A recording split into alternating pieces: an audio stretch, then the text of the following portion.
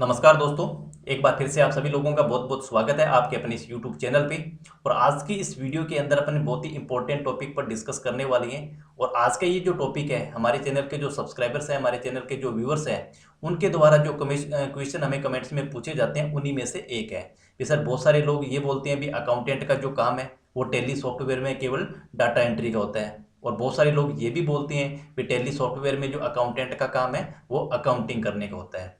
भी अब tally software में डाटा एंट्री करने का काम और टैली सॉफ्टवेयर में अकाउंटिंग करने का काम, इन दोनों शब्दों का जो अर्थ है वो एक ही है या ये दोनों शब्द अलग अलग है।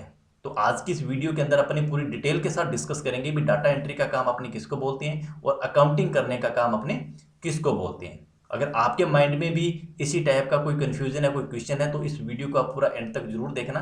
आपका कन्फ्यूजन इस वीडियो से दूर होने वाला है। और वीडियो पसंद आए तो लाइक जरूर कर देना, चैनल पर पहली बार आए तो चैनल को भी जरूर सब्सक्राइब कर लेना। तो सबसे पहले अपने बात करते हैं डाटा एंट्री के बारे में। भी अगर अपने बात करें भी टैली सॉफ्टवेयर के अंदर डाटा एंट्री करना और टैली सॉफ्टवेयर के अंदर अकाउंटिंग से रिलेटेड काम करना, इन दोनों में डिफरेंस क्या होता है। तो अपने बात करते हैं डाटा एंट्री का। अब देखो, डाटा एंट्री का मतलब क्या हो गया। ये मान लीजिए अपने लैपटॉप पे या कंप्यूटर पे, अपने पीसी पे काम कर रहे हैं, तो यानी अब अपने वहां पर क्या बन गए, कंप्यूटर ऑपरेटर। ठीक है। अब कंप्यूटर ऑपरेटर का काम क्या होता है कि जो भी अपने सॉफ्टवेयर यूज कर रहे हैं, उस सॉफ्टवेयर से रिलेटेड जो अपने काम कर रहे हैं, उसके अंदर जो अपने डाटा इनपुट कर रहे हैं, वो एक तरीके का अपने कह सकते हैं अपने डाटा एंट्री कर रहे हैं। फॉर एग्जाम्पल, जैसे मान लीजिए अपने को किसी ने कह दिया भी आपको एक एप्लीकेशन टाइप करनी है। अब एप्लीकेशन टाइप करनी है तो जाहिर सी बात अपने को टैली या बीजी जैसे सॉफ्टवेयर का तो यूज़ करेंगे नहीं। उसके लिए क्या यूज़ करेंगे भी जो टाइपिंग से रिलेटेड जो सॉफ्टवेयर होते हैं, जैसे सबसे ज़्यादा अपने यूज़ करते हैं माइक्रोसॉफ्ट वर्ड को। अब इसके अंदर क्या होगा, जैसे मान लीजिए अपने को एप्लीकेशन दिया तो अपने एप्लीकेशन लिखना यहाँ पर स्टार्ट कर दिया।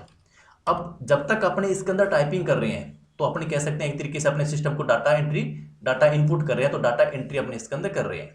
जैसे हमारी एप्लीकेशन हमारी तैयार हो जाएगी, पूरा हमने लाइनें वगैरह लिख दी, उसको एज एप्लीकेशन मोड के अंदर उसको पूरा डिजाइन कर दिया, और जैसे ही अपने इसको सेव करेंगे तो वो एक तरीके की हमारी डॉक्यूमेंट फाइल बन के तैयार हो जाएगी। इसी तरीके से मान लीजिए किसी कंपनी की, किसी शॉप की, किसी फर्म की या किसी स्कूल की, कॉलेज की, अगर अपने को डेटाबेस तैयार करना हो तो अपने माइक्रोसॉफ्ट एक्सेल का यूज़ करते हैं। जैसे मान लीजिए कोई स्कूल है और वहाँ पर अपने को 10th क्लास का कोई रिकॉर्ड तैयार करना है, तो वहाँ पर जैसे अपनों ने स्टूडेंट के नाम लिख दिए, उनके फादर्स नेम लिख दिए, उनके रोल नंबर लिख दिए, उनके कोई मोबाइल नंबर वगैरह लिख दिए, एड्रेस वगैरह अपनों ने लिख दिया, और उसके बाद में उनके सब्जेक्ट वाइज जो मार्क्स हैं वो अपनों ने यहाँ पर सारे मेंशन कर दिए। अब मान लीजिए 100 स्टूडेंट है और 100 स्टूडेंट का सारा डाटा अपनों ने यहाँ पर कंप्लीट कर दिया।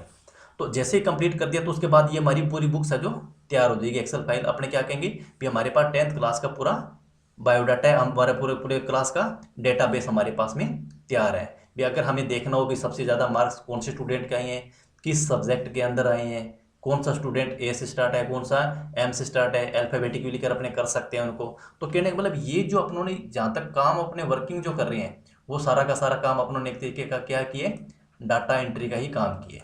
और डाटा एंट्री करने के बाद ही हमारा फाइनल रिपोर्ट्स तैयार होती है। भी जब तक अपन ने स्टूडेंट वगैरह का नाम नहीं लिखा तो हमारा डाटाबेस तैयार किस चीज़ का होगा, खाली एक्सेल शीट का तो होने सारा। तो इसलिए जो हमने डाटा एंट्री करी है वो एक तरीके का डाटा इनपुट है, वो डाटा एंट्री का अपने कह सकते हैं वर्ड एक्सेल के अंदर। लेकिन अब बात करते हैं अपने टैली सॉफ्टवेयर की। भैया टैली सॉफ्टवेयर के अंदर न तो अपने कोई डाटाबेस तैयार करते, नहीं अपने कोई एप्लीकेशन टाइपिंग से रिलेटेड काम करते। तो यहाँ पर अपने काम क्या करते हैं भी, कोई बिजनेस है, कोई कंपनी है, कोई शॉप है, उसकी अपने रिपोर्ट्स है, उनकी जो ट्रांजेक्शन्स है उनको अपने रिकॉर्ड करते हैं, और उन रिकॉर्ड से हमारी फाइनल रिपोर्ट्स है जो तैयार होती है। अब इसके ऊपर अपने डिस्कस करते हैं, जो आपका कन्फ्यूजन है वो अब यहाँ पर दूर होने वाला है। देखो टैली सॉफ्टवेयर आपने यूज़ कर रहे हैं भी, अब टैली सॉफ्टवेयर सबको पता है भी ये अकाउंटेंट लोग यूज़ करते हैं, और कंपनी की, दुकान की अकाउंटिंग पर्पज से टैली सॉफ्टवेयर का यूज़ किया जाता है। इसके अलावा बहुत सारे अकाउंटिंग सॉफ्टवेयर है, जैसे बीजीबी सॉफ्टवेयर है, ठीक है, वो भी अकाउंटिंग पर्पज से यूज़ किया जाता है। लेकिन टैली सॉफ्टवेयर के अंदर अपने क्या करते हैं, वहाँ पर एक होता है हमारी डाटा एंट्री का काम और दूसरा अकाउंटिंग वर्क। ठीक है। अब दोनों में फ़र्क क्या है। देखो डाटा एंट्री का मतलब बन गया, मान लीजिए अपने टैली सॉफ्टवेयर यूज़ कर रहे हैं और अपने पास में एक परचेज का रिकॉर्ड है, यानी कि एक परचेज वाउचर हमने सप्लायर से गुड्स परचेज किया, उसका इनवॉइस हमारे पास में आ गया। तो हमें क्या करना पड़ेगा, सॉफ्टवेयर में एंट्री करनी पड़ेगी। इसके लिए अपने वाउचर पे जाते हैं और परचेज वाउचर को सेलेक्ट कर लेते हैं। तो यहाँ पर सबसे पहले अपने क्या करते हैं, जैसे सप्लायर का जो इनवॉइस नंबर है वो यहाँ पर हमने लिख दिया। डेट हम लिख देते हैं जो परचेज इनवॉइस के ऊपर हमारे को लग के आई भी है।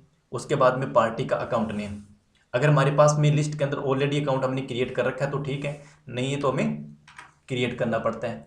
उसके बाद में यहाँ पर स्टॉक आइटम, अगर ये स्टॉक आइटम भी अगर हमारे पास ऑलरेडी बनी हुई है तो ठीक है, नहीं तो इसको भी हमें क्रिएट करना पड़ता है। ठीक है, उसके बाद में उसकी जो क्वांटिटी है, कितनी हमने परचेज करी है, क्वांटिटी डालेंगे। पर यूनिट का रेट हमें क्या लग गया हुआ यहाँ पर अपने मेंशन करते हैं। उसके बाद में परचेज का लेज़र भी सिलेक्ट करते हैं, फिर अपने टैक्स का लेज़र भी यहाँ पर अपने सेलेक्ट करते हैं और टैक्स की कैलकुलेशन अपने इनवॉइस के साथ मैच कर लेते हैं। और उसके बाद में अगर उस परचेज इनवॉइस से रिलेटेड कोई क्वेरी है तो अपने क्या करते हैं, उस नरेशन के अंदर उसको मेंशन कर लेते हैं ताकि इन फ्यूचर वो हमें याद रहे। और इस वाउचर को अपने क्या करते हैं, सेव कर देते हैं। अब हम लोगों ने क्या किया, बहुत सारे लोग कहेंगे भी आपने परचेज वाउचर की एंट्री कर दी, लेकिन अगर अपने बात करें डाटा एंट्री की, तो अब यहाँ पर जितना भी डाटा आप लोगों ने कीबोर्ड से डाटा इनपुट किया है, जैसे वाउचर का नंबर लिखा, कीबोर्ड यूज़ किया, डेट हमने डाली, कीबोर्ड का यूज़ किया, एक पार्टी का नाम सेलेक्ट किया, कीबोर्ड का भी यूज़ किया है, स्टॉक आइटम के लिए भी कीबोर्ड का यूज़ किया है, क्वांटिटी वगैरह लेज़र सेलेक्ट करने के लिए कीबोर्ड का यूज़ किया है। तो यानी कि ये जो परचेज का जो एंट्री अपनों ने करी है, और इस परचेज वाउचर के अंदर जो हमने डाटा इनपुट किया है, तो वह एक तरीके से कह सकते हैं जो अकाउंटेंट ने डाटा एंट्री करी है। तो सेम इसी तरीके से क्या होगा, परचेज की एंट्री करी है तो सेल की भी एंट्री होगी, पेमेंट की भी एंट्री होगी, रिसिप्ट की भी एंट्री होगी, बैंक से रिलेटेड है तो कॉन्ट्रा वाउचर का भी यूज़ करते हैं, जर्नल वाउचर का भी यूज़ करते हैं, परचेज ऑर्डर के लिए भी यूज़ करते हैं, सेल ऑर्डर का भी अपने यूज़ करते हैं। तो ये अकाउंटिंग सॉफ्टवेयर के अंदर जितने भी वाउचर होते हैं लगभग ऑलमोस्ट अपने यूज़ करते हैं। तो उन वाउचर को ओपन करने के बाद में जो अपनों ने एंट्री करी है वो अपने कह सकते हैं डाटा एंट्री है। लेकिन अभी यहाँ पर अपने यूज़ क्या कर रहे हैं, टैली सॉफ्टवेयर को। तो टैली सॉफ्टवेयर के अंदर क्या होता है, सभी लोगों के दिमाग में यही होता है कि जो टैली सॉफ्टवेयर यूज़ कर रहे हैं वो एक अकाउंटेंट है। ठीक है, और वो क्या कर रहे हैं, बिजनेस की अकाउंटिंग को रिकॉर्ड कर रहे हैं। ये बात भी बिल्कुल सही है। ठीक है, लेकिन अब क्या होगा, हमने रिकॉर्ड तो सारा उसके अंदर पोस्ट कर दिया, जैसे परचेज सेल पेमेंट सब एंट्री कर दी, लेकिन उसके बाद में एंट्री तो अपने कर दी, लेकिन उसके बाद में क्या होता है, हमें बिजनेस की जो फाइनेंशियल रिपोर्ट्स हैं, फाइनल रिपोर्ट्स हैं, उसको हमें देखना होता है। अब इसके अंदर क्या होता है कि जैसा हमारे पास में ट्रेडिंग अकाउंट अपने देखते हैं, ठीक है, भी टोटल हमारी बिजनेस की टोटल परचेज कितनी हुई है, सेल कितनी हुई है, स्टॉक हमारे पास में कितना बचा हुआ है, ठीक है, टोटल ग्रोस प्रॉफिट हमारे को कितना हुआ। उसके बाद में अपने प्रॉफिट एंड लॉस अकाउंट को भी देखते हैं, भी टोटल हमारे पास एक्सपेंसेस कितनी है, इनकम में से एक्सपेंसेस माइनस करने के बाद में हमारे को कितना नेट प्रॉफिट हुआ है। फिर अपने बैलेंस शीट को भी चेक करते हैं। अब बैलेंस शीट को चेक करने के लिए टोटल हमारी लायबिलिटी कितनी बन चुकी है, टोटल एसेट्स हमारे पास में कितनी है, इन रिपोर्ट्स को देखना। उसके बाद में हमारी टैक्सेशन से रिलेटेड जो रिपोर्ट्स होती है, जैसे जीएसटी की रिपोर्ट्स हैं, टीडीएस की रिपोर्ट्स हैं, टीसीएस टैक्स की रिपोर्ट है। अब इन फाइनल रिपोर्ट्स को देखना, फाइनल रिपोर्ट्स को प्रिपेयर करना, अब ये काम भी अकाउंटेंट का ही है।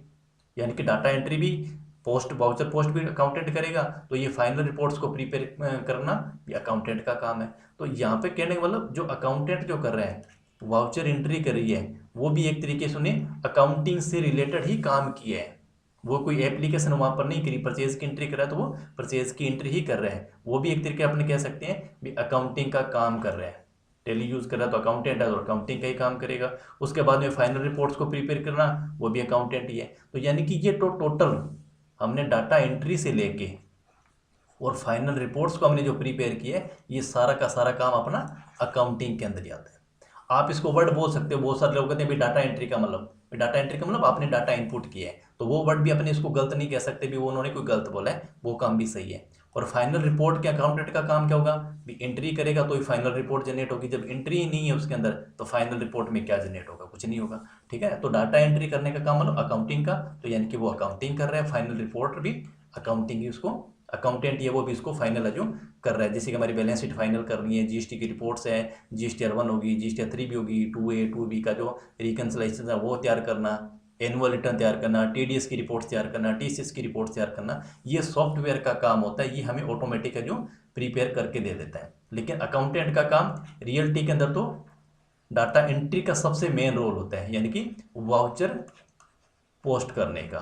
परचेज की एंट्री सही होनी चाहिए, सेल की सही होनी चाहिए, पेमेंट सही होनी चाहिए, रिसिप्ट सही होनी चाहिए, जर्नल एंट्री जो आपने करी है वो सही होनी चाहिए, कॉन्ट्रैक्ट एंट्री सही होनी चाहिए। इसी के बेस पे हमारा फाइनल रिकॉर्ड है जो बिल्कुल ओके तैयार होता है।